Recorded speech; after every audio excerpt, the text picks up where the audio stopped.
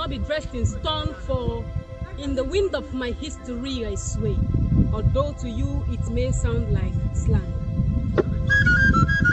I too wonder, is it the sorcerer's spell or is it the spasm of grandma's yearning?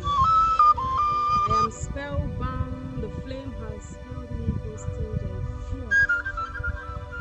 I fear I may never be freed. Is there something grandma left me to protect? Why do I stray into the ancients?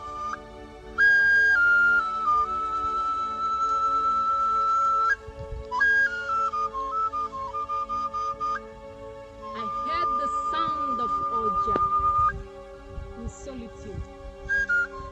It communed with my spirit in a way not explicable.